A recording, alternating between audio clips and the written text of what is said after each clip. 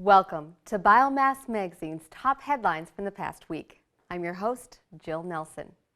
We'd like you to make plans now to attend the 2021 International Biomass Conference and Expo, taking place March 15th through the 17th in Jacksonville, Florida. We invite you to speak, exhibit, sponsor, or register to attend. Visit www.biomassconference.com to learn more.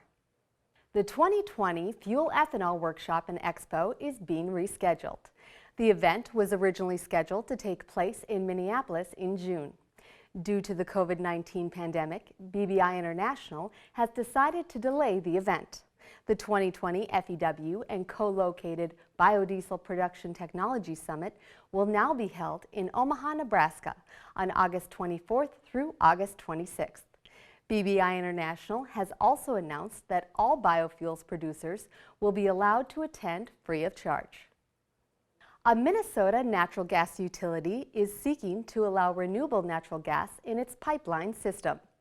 CenterPoint Energy recently announced it has submitted an interconnection proposal to the Minnesota Public Utilities Commission that will allow the utility to accept Minnesota-produced RNG into its distribution system.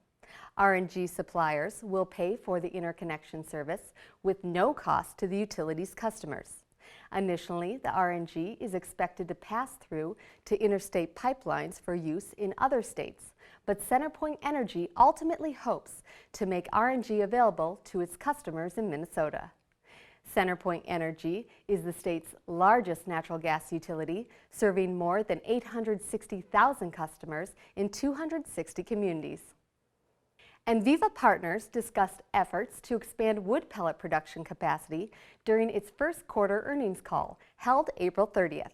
And Viva said previously announced projects to increase the aggregate production capacity of its wood pellet plants in Northampton, North Carolina, and Southampton, Virginia, by approximately 400,000 metric tons per year are progressing.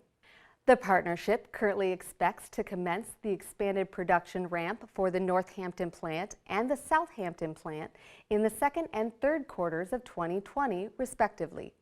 Get more details in our online coverage. A coalition of 24 organizations, including Americans for Prosperity, sent a letter to President Trump on April 28th, urging him to waive renewable fuel standard blending requirements for the remainder of the year. The letter claims that the RFS blending obligations require obligated parties to blend 15 billion gallons of ethanol and states the EPA's estimates for 2020 transportation fuel use are no longer accurate. RFS statute, however, only requires obligated parties to meet the program's percentage standards. Thanks for tuning in. We'll be back next week with more of the biomass industry's top stories.